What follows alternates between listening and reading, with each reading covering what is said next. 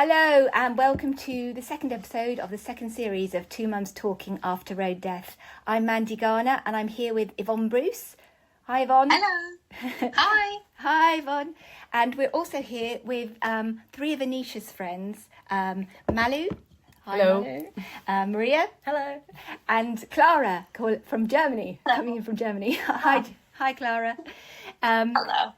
So the purpose of this series of Two Mums Talking is to broaden out the conversation and to talk to other people who are involved and not just me and Yvonne talking among ourselves. And so we're really, really pleased and grateful that you have said that you would come and talk about, because you've been through this whole process as well. And we're very aware of that as mums ourselves as well. Aren't we, Yvonne? Yes, and this is the thing, we have our own experience and how we're navigating this awful tragedy, but to find out how other family members and also friends, how it's affecting them, would be really interesting to get your take on it, really, because I know that Mandy and I, we obviously do like the birthdays where we all get together and have all the friends there. And there's times when we've often questioned ourselves whether we should still be including you guys, because it seems a bit intrusive. And the whole point of this, I guess, is to find out, what you think and what you need and what you've experienced. Yeah, of course. Absolutely. So I was going to start just by, talking a little bit about your friendship with Anisha and how you met her, and how anything that you like, a memory that you can remember about her that kind of encapsulates your relationship, or just a funny thing that you remember about her, or anything really. So shall I start with you, Malu? Do you want to? Yeah. So I struggled to pinpoint when me and Anisha became friends. I think it was around year 8, year 9. And because I say that because I remember coming to her birthday in year 9 here at the house. So I think we must have been. Was that the one where we ran out of pizza? Yeah, that was the one where we ran out of pizzas. And then she said, "I'm never having a birthday at my house ever again." Oh God, guilt. It's my fault. So I think, looking back at that, I think we must have been friends at that point. But I think I think our friendship got kind of stronger towards the time when we were in sixth form and then after school. That's how it is in my head, at least. I don't know if that's completely accurate, but do you want me to speak about a memory? Maybe yes, one of my favourite memories. One of my favourite memories was when Anisha had started her philosophy degree at King's, and she was living in London Bridge, and it was a time, there was an election going on at the time, and we decided we'd go canvassing for the Labour Party, and we did this, and we just had so much fun. We were just like running around central London, like knocking on people's doors, and the kind of like people we'd encounter were just like, we just thought it was the funniest thing in the world, like a really like old grumpy man who's like really angry to see us. We were like, "You need to go out and vote for Jeremy Corbyn." we were like really optimistic, really optimistic and really hopeful. Yeah. We obviously were completely wrong. It didn't work out, but. Yeah, I just remember she was like, "Oh, there's like queues and queues of people outside. I'm really like, this is going to happen." But no. Yeah, and then we went to some I always remember it when I walk around that area of London, but we went to get some food afterwards in a really rubbish Mexican place. But, yeah, that's one of my favourite memories, I'd say. Yeah. That time. And did you, Maria? You met around about the same time. I just remember you go. I remember because I went to Romford on Friday, and I remember dropping Anisha off, and she was going to meet you and go to see a film, and she was like so excited because she said, Maria and Malu, they really like the same music as me. Blah, blah, blah. That's a whole other quite strong aspect about our friendship, but more particularly when we were younger, when we were into all the emo bands. But I was actually going to say my memory, or one of my favourite memories, is probably when we went to see All Time Low. Yeah, I was thinking about that. And I think that must have been sort of year 8, year 9 time. and it was back when those sorts of bands would do like signings, like CD signings at HMV, and it would always be the day of the concert, like a few hours before. So I think I remember it was me, Anisha, Maya, Keaton. Were you? Yeah, there? Keaton. Yeah. And we went, and I remember Anisha really fancied Jack Barakat. Is that his name? Yeah, I feel like she really fancied him. And she had various passions. yeah. And it's like that funny thing of being quite like a young teenage girl and being really obsessed with the band and like really fancying one of the members, and you all feel like you're like entitled to one of them, so like you've got this one, the other person's got this one. You can't like overlap. Don't like get away from my one. Like you can't have him, he's mine. So yeah, I feel like Jack Barakat was Anisha's favourite at one point. There were several others, like I forgot his name, but from Sleeping with Sirens. Yeah, they all had like 3 words names, didn't they? Like, you know, what's there, piercing the veil or something like Piercing that. the Veil. Really angry. They were really angry. Yeah. And that's like quite a key core memory for me, because I just remember Anisha getting so emotional and crying. So then I was like, should I be crying as well? And then I think I did. You get very carried away by that stuff. Yeah. What about you, Clara? Because are you there? Yes, I am. I'm just listening with joy. I love it. Yeah. What year were you? What year at school were you in when you met Anisha? Well, I was aware of her for a long time, but we weren't friends until like year 10, maybe. This audio was created with Podcastle.ai. But we weren't friends until like year 10, maybe. I remember I have weirdly loads of memories of her before we were even friends, because we had PE together. And I remember that years later when we were friends, she said to me that she was just scared of me. And so we weren't friends at that point. I don't know why. But we it was later on, like in maybe year 10 or 11, that we became friends. And we used to do all kinds of crazy things. I know. We'd go charity shopping a lot to South Woodford and take hours in the charity shops, and but I think my favourite memory is probably when we saw Fleetwood Mac. Mm. Oh wow, definitely one of them, because I remember we both had like these years of being out of school. This one year that for neither of us was it very fun, and we had loads of plans at the beginning of the year to, we said, we'll go somewhere together, maybe we'll find a flat and we'll move in together and all of this stuff. And that obviously didn't happen because we were 18 and broke in London. So we just we went at the end of the year to Fleetwood Mac, and it was a really good night. I remember she loved that. It was it's probably the one that I remember the most, of all the nights. So it was great. Yes, they're good memories. Good memories. Yeah, definitely. I do remember that she didn't want to go. She was like really down. And I had to I was like, Clara's waiting for you. And then she went, and then she came back, and she had such a good time. So she was, you were right, Mum. for once. So I don't know if you want to come in here, Yvonne, but I was going to ask about when that kind of moment when you actually, I think, turning from the. Where were you all when you heard the news? Because obviously it was quite late, wasn't it? Yeah.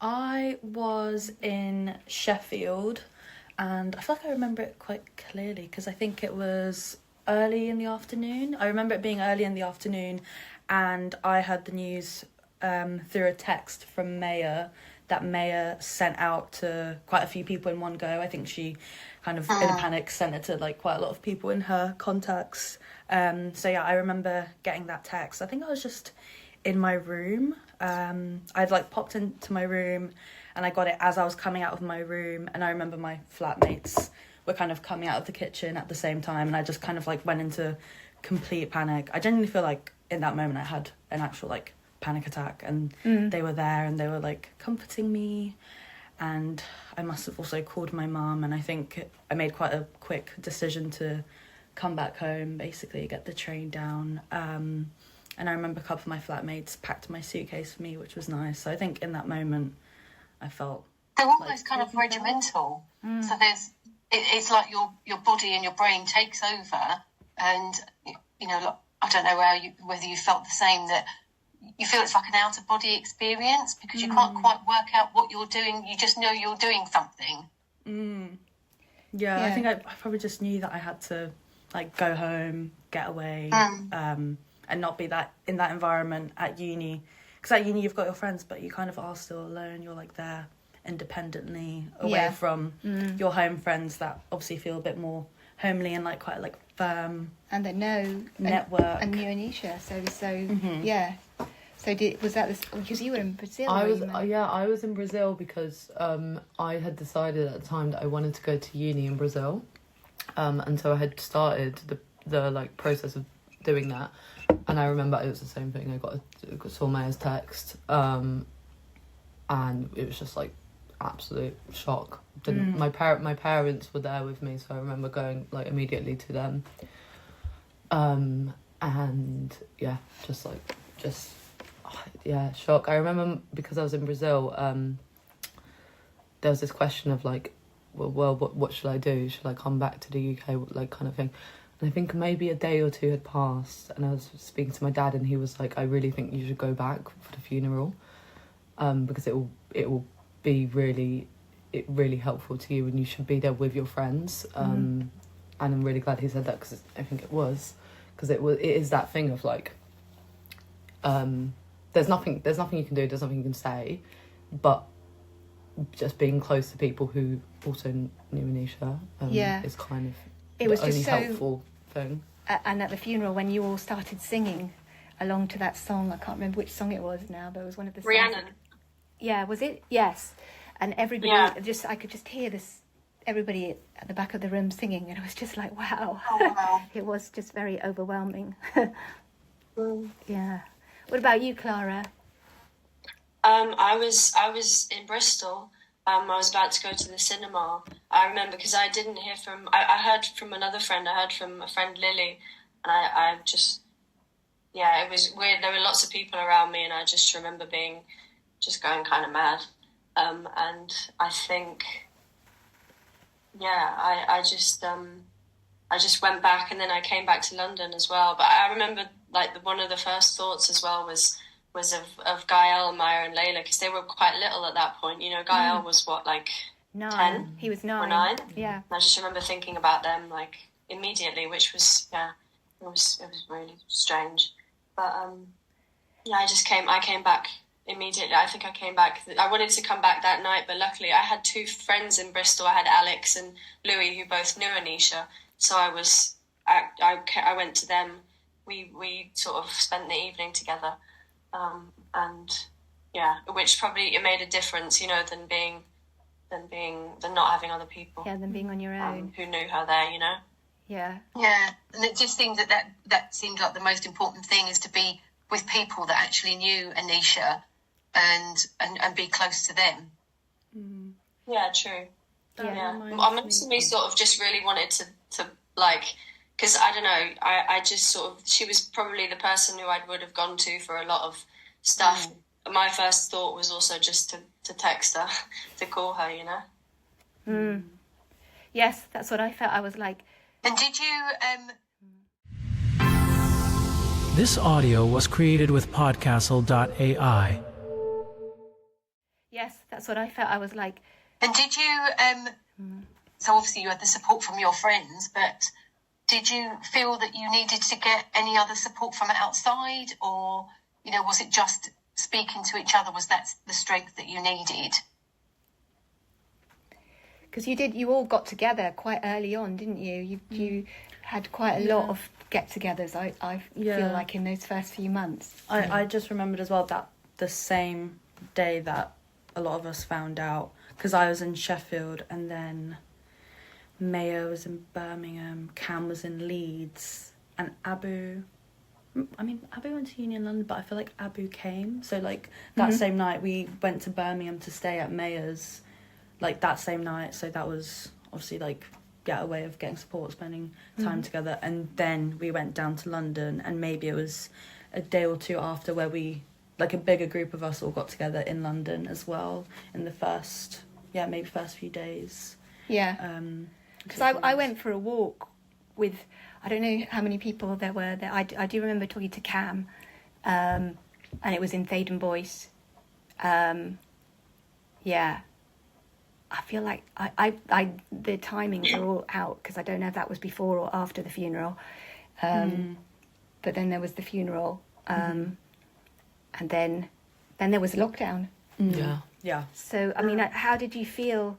Like Clara, you were, all of you were at university, or about to go to university, or whatever. But you had the COVID lockdown, where everybody was isolated from everybody else. Yeah.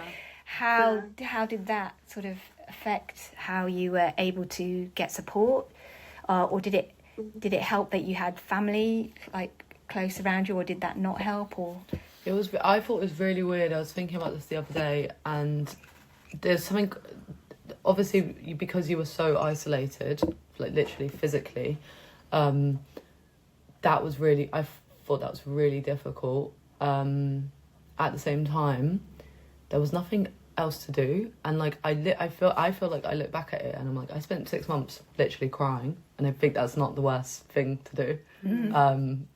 And it was kind of like time stopped, and it was kind of like, okay, this is the time that you're really going to think about this.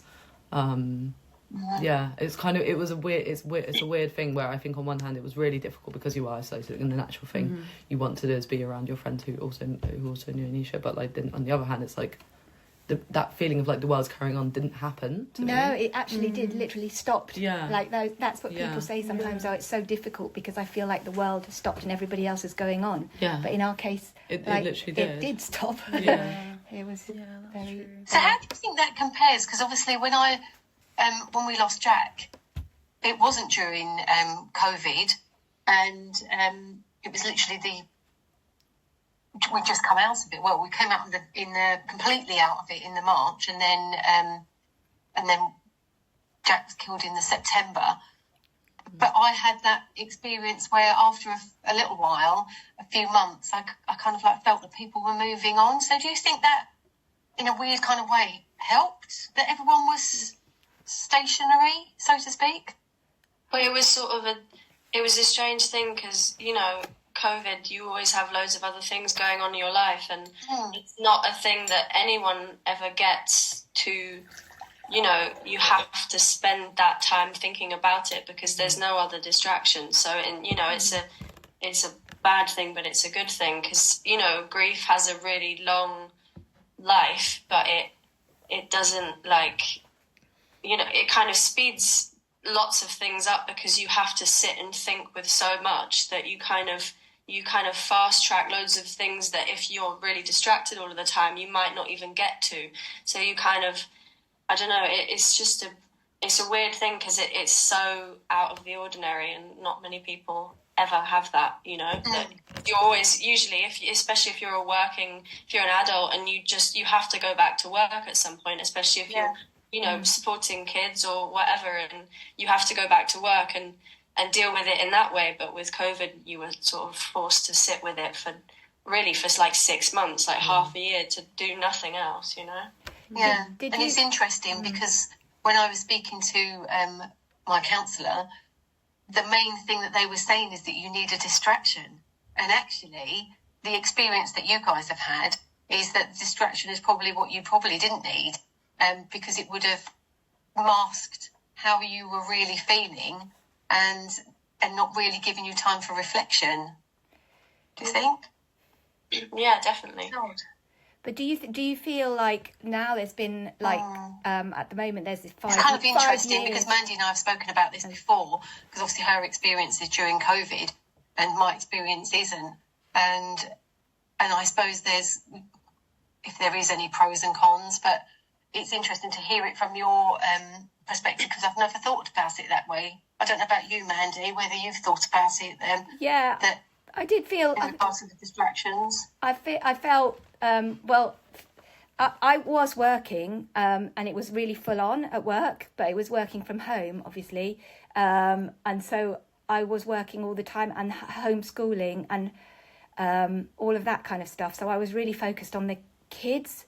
I was really worried. That was my main thing. I think that's the main thing that keeps you going a lot of the time. But I do feel it was like it was a horrible, isolating experience, because like at the beginning, like a lot of the mums, they made food for us and then they brought it round and stuff, and then that, as soon as the lockdown happened, that all stopped. And like no family came round, nothing. There was nothing. Sometimes people didn't even ring because I think they were so busy with their own experiences of COVID and stuff like that. It was very, very isolating, but at the same time, it meant that you didn't have to so I was terrified every time Maya or Layla or Gael were out.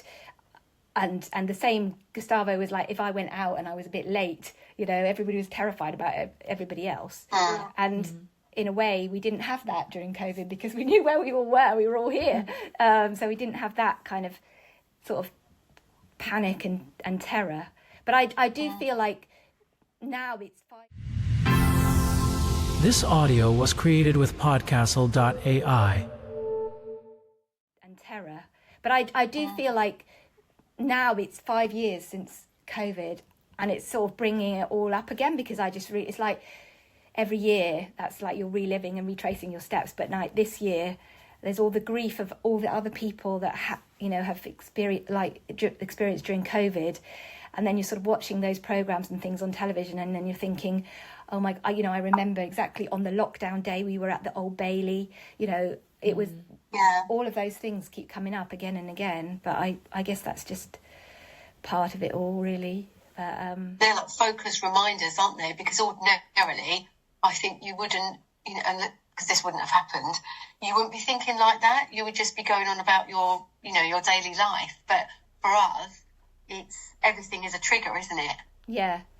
Everything. And is that the same for you guys as the friends? Is there, do you feel that people around you understood? So other friends, family, even your tutors, did they even give you any indication that they understood what you were going through?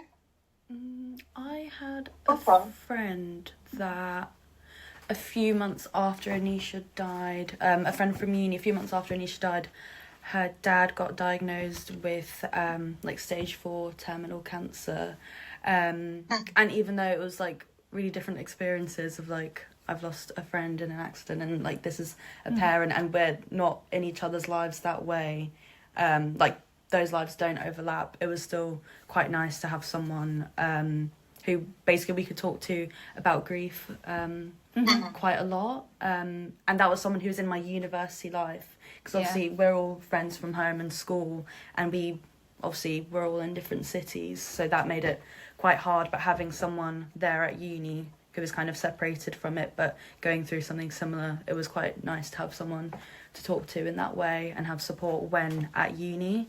But in terms of university, I remember my personal tutor was quite, sympathetic to everything that was going on, and anytime I needed like deadlines, like extensions for deadlines and things like that, she always sorted it out for me. So it kind of relieved it relieved the pressure of uni quite a lot, just because I feel like I remember during lockdown, uni was still going on, and I feel like that put some pressure on to kind of stay focused and have a distraction, but it was a distraction that put quite a lot of pressure on and that I couldn't really focus. And then I feel like my grief was actually coming out through stress about like uni, for example. Yeah. So having that was quite helpful, I think. Did you find that, Clara? What did you get? Because you were at Bristol. Were you at home at that point? I was at home for most of it. I kind of went for a week or something, for a month or something in July, and I don't know. I remember, because it's funny. My mum lost her best friend at exactly the same age, at 20. God. And so she kind of knew exactly what it was like, which is weird. You don't really get that. But obviously that was, my mum's 65 now, so that was a really long time ago. And I just remember her saying things that made a lot of sense, but also the fact that she was so far away from it was kind of different. But it's funny because I'd chosen this unit because I'm not good at like not not doing like I love the distraction of having lots of things to do. So having uni, I was never like, oh, I want some, to change deadlines. And I also don't like to tell people about that kind of thing. So I kind of didn't say anything. But I ended up doing this unit called The Art of Grief because I studied English. And it was really kind of random because it felt a bit like a therapy session. And it was really nice to to do that. And there was, it was all books about loss and everything. And I'd chosen it before, so it was kind of weirdly serendipitous or something. I found reading books. I ended up having some therapy from uni, I guess. Yeah. Oh, that is good to hear. What about you, Malu? Because you came back from Brazil, and then but it was not till the next year that you went to Sheffield. Yeah. Yeah. Are we asking about the support? Yeah. I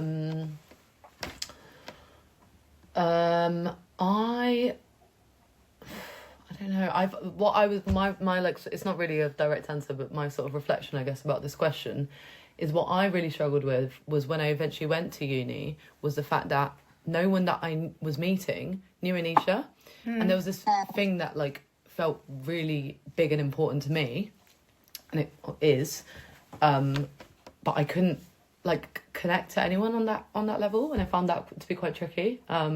Especially I got like into a relationship when I was in my first year of uni, and I never felt that I could really like make them understand it. It's kind of that feeling of like I wish you could have known her. I get that quite a lot with like friends that I've met since. I'm like, I really wish you could have known her, because there's no other way of like... Yeah, it's so difficult to... I feel that. It's just like, if you knew her, you would understand. Well, yeah, you would understand, but you don't. Yeah. So, yeah. And you still want to talk about them. You want to bring them into the conversation. Yeah.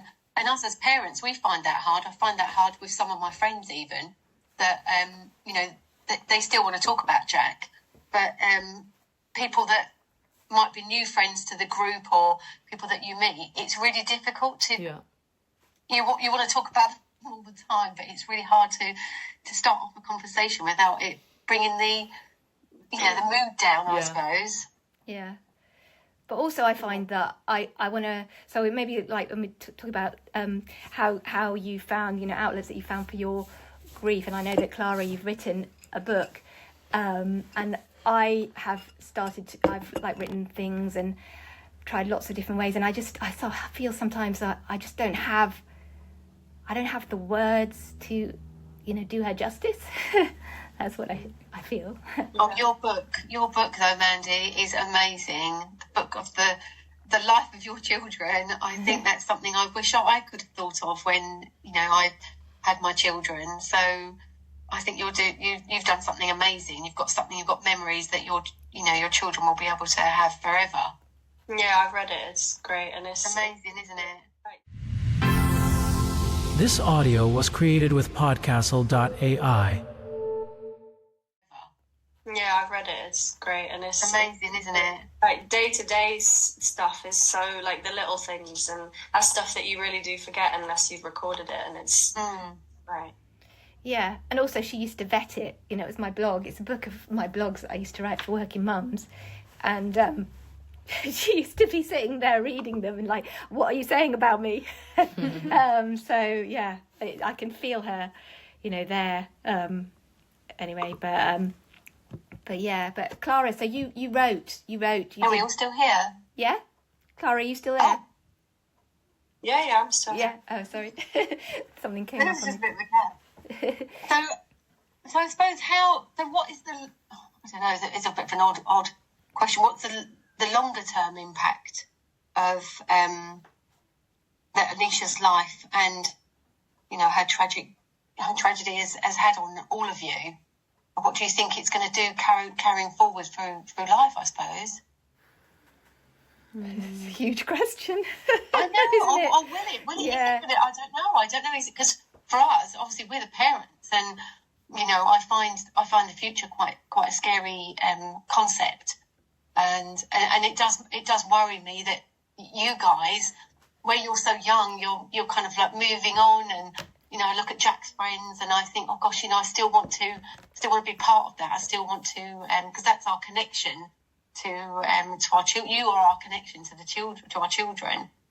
So, I think, or Clara, do you want to come in? No, you go ahead. So I think that, so longer term impacts. I think one of the things that I just like immediately realized when it happened was like there was like a very big difference between like being quite young and not understanding the concept of death, like, and then definitely understanding that and what that means, and like that I think is a huge impact. And then the second thing I wanted to say is I find I really struggle with like how I, kind of similar to what you've said, I feel like there aren't the words. I don't know what the words are, and like I don't know how materially or even not materially I can keep Anisha here. I think one of the ways is like, I don't know how I choose to live my life and my values, but I don't know if that's like good enough. Yeah, if it's doing, like you said, doing her justice. And I think that's something that's really difficult. Yeah, it's almost like sometimes I don't know, Clara, if you because you write, but you also do music, and I feel like music kind of can say stuff that doesn't. Words can't. I was thinking, because like just after she died, I remember that I kind of was like, so I had so many new different kind of creative things because I had so much time, and I was just kind of trying to recreate her all the time. Like I'd make like the randomest little things that I've never done. Like I did like stop motion animation with little people made out of tissue paper recreating her room, and like and I wrote, and then I did like songs and little videos of like all the videos that I've got of her. But now it's funny because she played the guitar obviously, and she played it really well, and I couldn't play, and she taught me the first song that I knew. And like if I'd not started guitar at that point when I was 17 or however old we were in her room with all of her records and stuff, I don't know if I'd have it now. And it's the main way that I make money through it, and it's my job now. And it's kind of like if I didn't have the guitar, I couldn't do it by myself, because you always need other people. And it's kind of like she sort of was the reason that I picked it up. So it's kind of like she continues to like give, Yeah, she's and there with I you. always think of her when I write songs, and I've written songs about her, and it's a big thing because we gave each other lots of music when we were friends as well, and we kind of, she taught me loads of songs and I did as well, and it's I don't know, it's the most important thing in my life, so it means that she's always kind of close, I suppose. Oh, that's amazing to hear. That's so lovely. Yeah, absolutely. It's just those, you have to find your own ways, I think, of how you cope with it and how you keep that person with you, because I think that's the thing, isn't it? Somebody said something like, I can't remember what it was, somebody at the beginning was like, you're not going to forget her, are you? And I was like, gosh, how could I ever forget her? I'm never going to forget her at all. Yeah. We do her every day, even with the kids, like when we put on Fleetwood Mac, or if we put, whatever it is, we're all there with her. Even if we don't if we don't say it, we're there with her. Yeah. And this is the thing, I think, hearing stories and hearing memories from you guys, like I said to you before, as parents, that's a privilege, because ordinarily we don't get to hear these things. And we want to tell the world that our children were good, they were kind, they made a difference. And to hear you guys saying the same things makes us realise, we were lucky to have, Mandy, you're lucky to have Anisha, I was lucky to have Jack, because they were really good people. And knowing that people are still thinking about them and they're making a difference is all that we can ask for as parents that are going through what we are. Yeah. Well, thank you so much for doing this podcast, and it is really nice to hear all those things. There's so many. She was such a. Oh kind of multifaceted, very interesting in every single way person. Just thank you. Thanks for having us. Yeah, thank you. Thanks for having us. It's been really nice to talk through it. Yeah. Thank you.